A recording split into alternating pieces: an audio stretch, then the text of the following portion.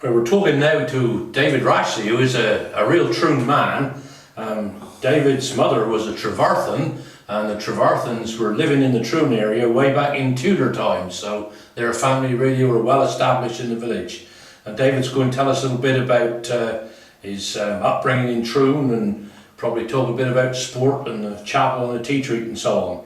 So over to you, David. Let's have a little bit about your young life. Okay, well, I was actually born in Troon, in Newton Road, number 60 Newton Road, in the bedroom there, rather than in hospital, shall we say, because in those days, in 1938, I mean, didn't always go to hospital then.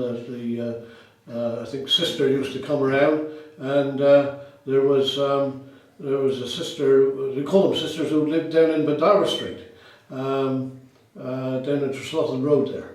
And she would come and look after the children. And it reminded me, actually, when I said that, about Cicey Webb. I don't know if you remember Cicey Webb. Cicey Webb lived down, and his wife was having a baby, and the doctor asked him for some water for, for the birth. And Solid Cicey said, "Do you want clean water or codlin water?" Now, not many people know what codlin water is, do they? But codlin water is what you used to use after the dishes was washed in or the clothes. And obviously you wanted clean water. But yeah, I was born in Troon, and actually lived, well, most of my life there until I got married and moved to Canmore. But yeah, I grew up there with Brian Carter and Reggie Dennis, all boys who went to Troon School, Arthur Curnow, and we were a fine group really. And the games we used to get up, I think Dougie Lees, who was interviewed earlier, or perhaps later in the program, I don't know. He was an evacuee with mother, and he talked about Reams Rocks. Well, Reams Rocks were a magnet to all the boys in Troon. We used to spend hours down there, on the Reams Rocks, and had wonderful times.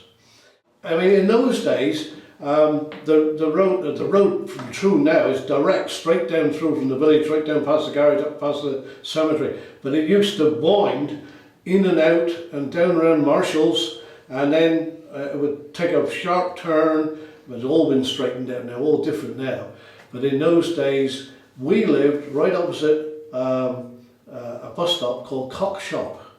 And Cock Shop, you would ask for that when you got on the bus, and that was it. And it was called Cock Shop because opposite there was a shop where the gentleman who kept it was called Cock. So, and in those days, I think my auntie told me that there used to be 30 or 32 or 3 shops in Troon, mainly in people's front rooms.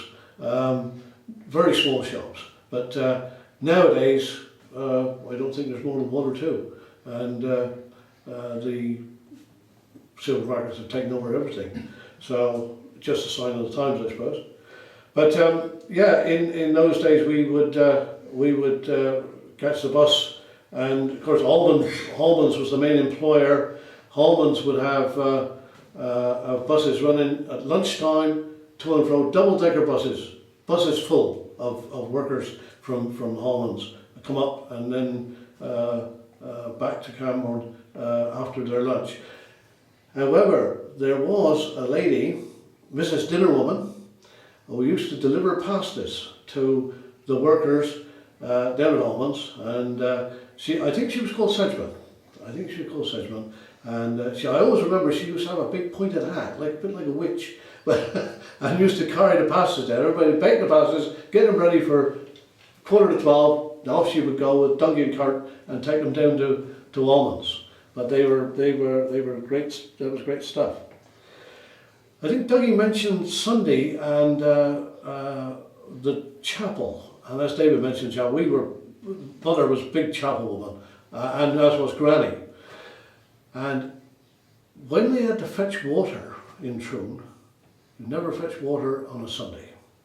Always had to do that Saturday, prepare for the weekend. Nothing was done on a Sunday at all. In fact, when we when Troon decided, the cricket club decided to enter the Hague competition, we found out that that was going to be held on a Sunday. Now, we never played cricket on a Sunday, only on Saturdays. And we went to the chapel, and I think also we went to the church, but chapel they were more strict than the church. And we had to go to the chapel to find out whether the chapel would allow us to play cricket on a Sunday.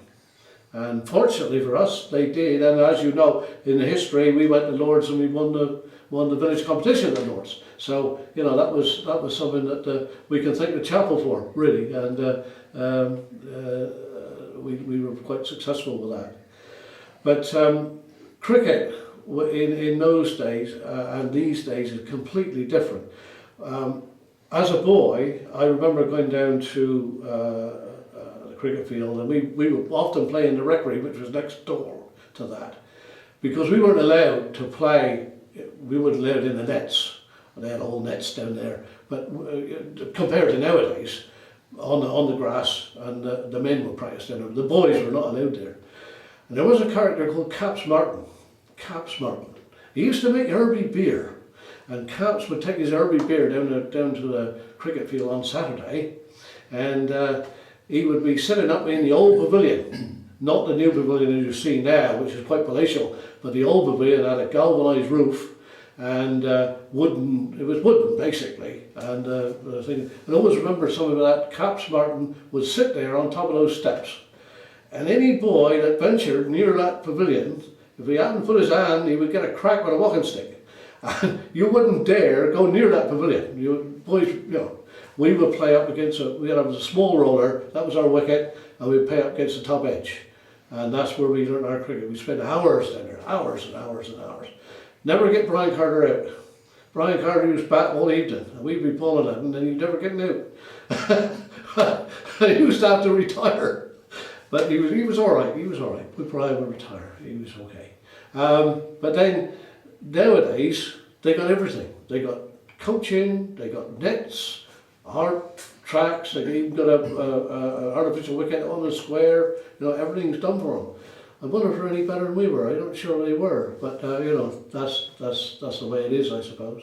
I remember a tale, which you might have told me, about when they would go just to play cricket before the days of telephones. Yes. And they'd take one of Jack Chabilcock's pigeons with them to send home the result. That's right, yeah, that's right. And I heard you hear all sorts of stories, don't you? But I remember Brian's father, Gordon, I think Gordon was involved in it. He was like Point, But my grandfather, Grandma Kit Trevarthen, was a professional in Reduce and up Troon and played for Cornwall for many, many years. He wouldn't have a drink before the game. You aren't allowed to drink before the game. That was it. But afterwards, that was all right. Of course, he would go in a shower bag, as they call it then, and open top, and come through Elston. They come back through Elston. I think they might have been playing Mullion, and they had dropped beer on board, and of course all the decorations was out in Elston, all the flags flying, and you can gather what happened. One or two of them up on the top deck, and all the flags come down, with the bus, and there was quite a to-do about it, I think.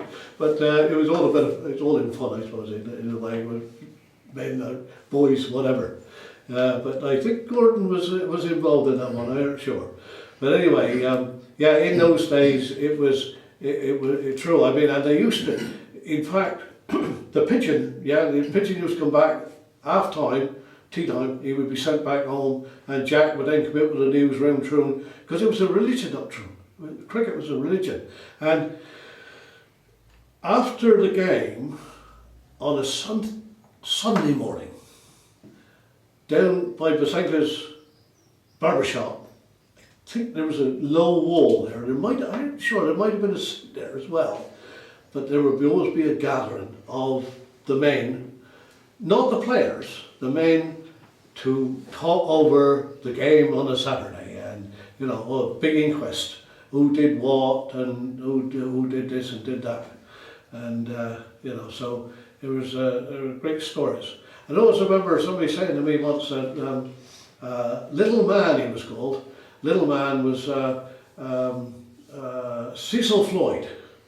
Cecil only recently died actually. He was a resident in one of the homes in Camborne. But Cecil, very small, a bit like Harry Pillen who played for Lancashire. I think probably shorter than Harry, but he only made 100 per tune. And somebody said to me he lived on that for the rest of his life. He made 100. he did more like it. I never made 100. So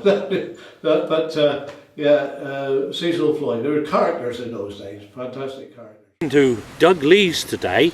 Doug was born in 1931, and at the outbreak of war, with all that was going on in London, he was evacuated. He was evacuated twice. He'll tell us a bit about that in a moment. But the most significant evacuation was to Mrs. Trevarthen at Troon, and he arrived in June 1940. I wonder, Doug, if you could tell us a little bit about how it was to come from somewhere like London to somewhere so different as Troon must have been. Yeah, it was a complete change because we had a long journey down from London and we didn't know where we were coming to at all. And we travelled all day long, and by the time we got to Troon we were absolutely exhausted, and I think we must look like a load of old rag and bone people because we hadn't had a wash all day or anything like that. But every time the train stopped we used to ask the teacher if it was time to get off, but we finally finished up in Camborne. When we got here, it was a completely different world to what we were experiencing in London. Yes, what were you able to bring with you, Doug, from London? Well, we just built bare essentials actually. I came from a very poor, we were a working class North London family. My father was a shop assistant actually. He'd been a soldier during the First World War, and we didn't have any proper luggage. We were told what we were to bring, and among the things we were told to bring was a blanket. And Dad, being a soldier, he wrapped all our clothes and things in our blanket, and and it was tied up with string, and we had our inevitable gas mask and our label on our coat. That was basically us, when we got here, and the clothes we stood up in. So you arrived at Camborne Station, end of a very long day. That's right. You take us through what happened next? Yeah, we got to Camborne Station, and we were then put on to, it was Grenville buses at the time, and brought up to Troon. There was two schools were brought this way. One was dropped off at Beacon, and we came all the way up to Troon, and we were taken into the main schoolroom there, and put in the main area, all of us. I can't remember who it was, but there was quite a crowd with different ages. My younger brother was barely 4 years old. I was 8. And we had children, I think, up to about 10 or 12 years old with us. And then the local villagers who said they'd have evacuees billeted on them came in and sort of more or less said, I'll have that one. And they gradually took her away until there was only, I think more or less myself and my brother left. I don't know if there was any more, but nobody seemed to want us because I think we must have looked the dirtiest of the lot.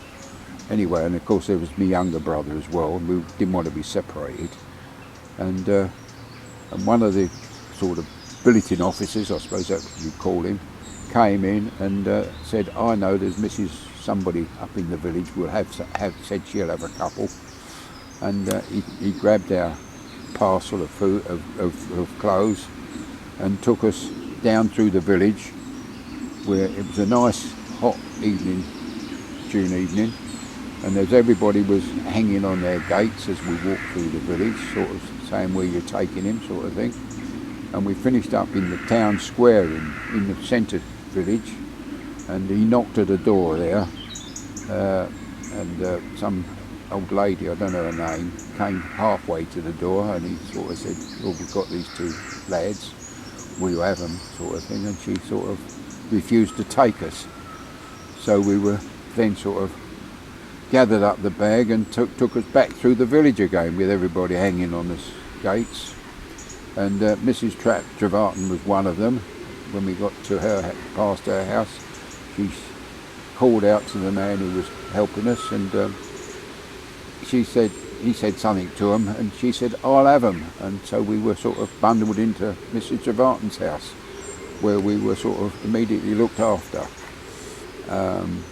Mr. Trevarton immediately gave us, because we hadn't anything to properly drink all day, gave us some of your delicious water from out the attic, and he had it in a big picture. It was ice cold, I know that. And Mrs. Trevarton's daughter was there. She'd only recently got married, and she took me and my brother off and gave us a bath. And Chrissy has always taken delight in recent years, and every time she's introduced me to anybody, saying, "I bathed him when I first met him." Okay, so you went to bed there in Troon that night? We went to bed yes. that night, and we slept the night. I think we slept well, must have slept well.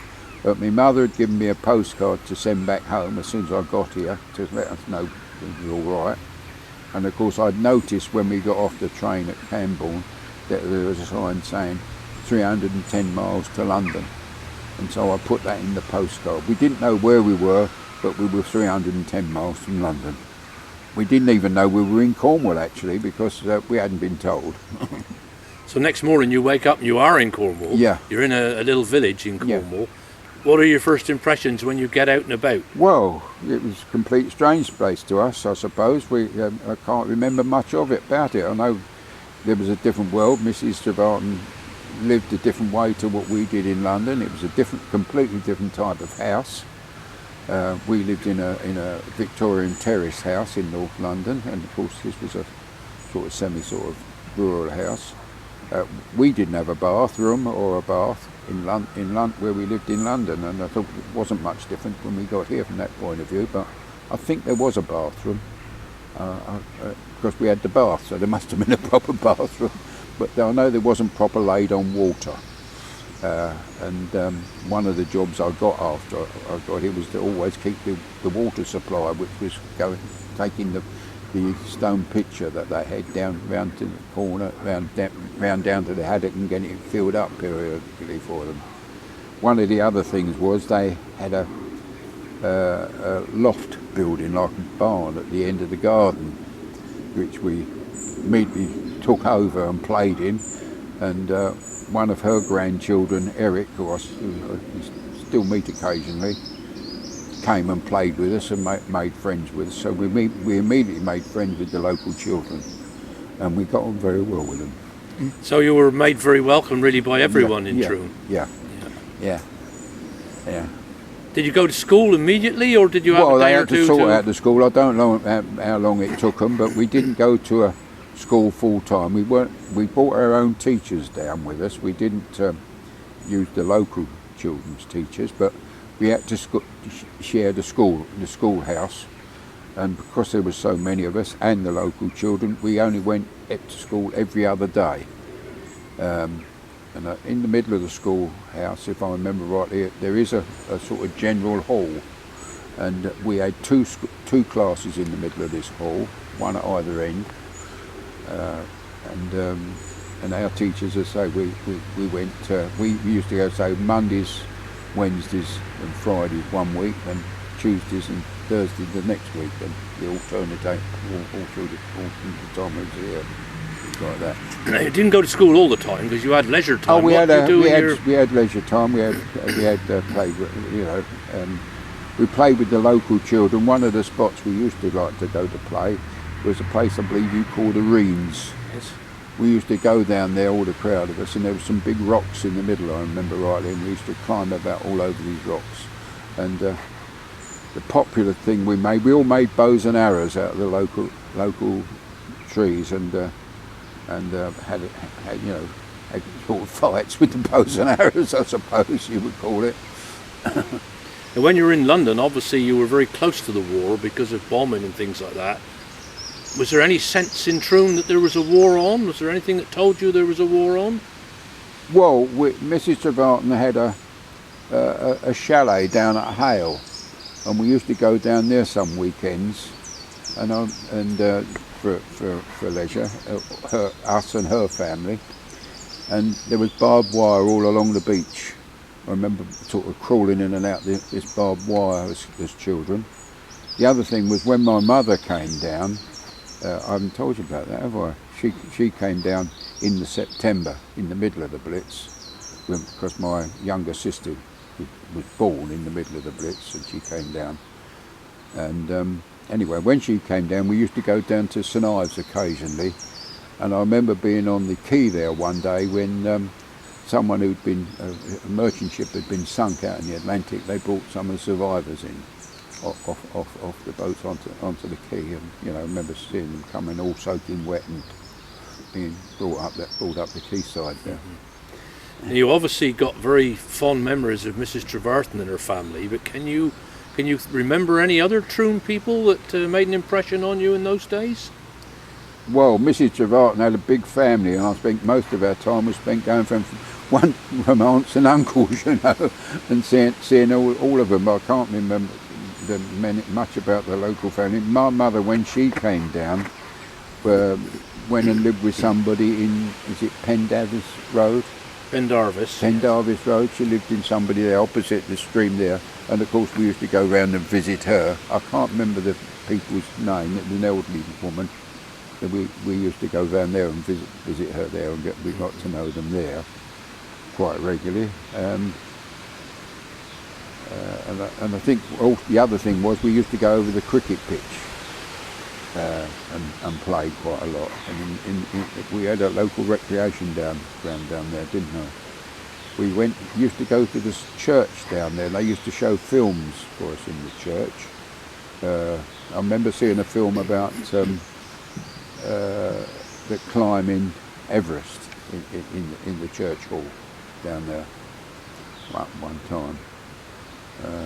There was also the local home guard used to come and do manoeuvres around the village, and I remember there was a big accident with their home guard. Somebody got shot at one time, and there was another time as far as the school children was concerned. One of the children, when they were playing in the woods down there, and he fell off a tree and he broke his neck, and I think he died, and we had a big funeral up at the funeral school there. The other places we used to play, we used to often play among the tin mines, and we had to be very careful there to avoid falling down the shafts, because a lot of them weren't protected properly in them days. You mentioned going down to the church to see films. Now I guess Sunday would have been quite an important day in Troon. Did that affect you in any way? Oh yes, we always went to the Wesleyan chapel, which has now been pulled down up in the centre of the village, because Mrs. Trevarthen took quite an active part in the chapel. When we went to Sunday school, and they had a hall at the back there, and I remember having to give reciting a poem there for one sort of occasion. Sunday in Troon would have been a very strict, special day. Yeah. Was that different from the way you lived in London? Oh yes, we didn't have that where I was in. I used to go to Sunday school where I lived in North London. We used to go to a congregational church, which is not far from where I lived. And I was a member of the local clubs up at home. But of course, you didn't have Boy Scouts and Cubs down there, if I remember rightly, when we came down here. But we used to go to Sunday morning service. Mrs. Trevarthen had a seat at the back of right at the end of the gallery, over the top of the clock, if I remember rightly. We all used to pile in there. So you were in Troon for almost 12 months. Yeah. How did you feel when the time came to go back to London? You were pleased to go home, I'm sure. Well, of course, we were pleased to get home and see my father. I hadn't seen him for some time. He was working in a. By that time, he was working on a factory. War making. I don't know what he was making. Something to do with ammunition or something. And of course, he was a sergeant major in the Home Guards as well. Now you said that coming here made a great impression on you. You've come back many times since. How do you feel about Cornwall and Troon now? Well, as I say, when I come back here, we've come back here practically every year since the end of the war, and it's like coming home every time. My son, he went to the Camborne School of Mines and qualified as a mining engineer there. He's now in Australia, working out there. He's got his own business. He's a tunnelling engineer. Thank you, Doug, for that. I think probably we'll cut there, Robbie.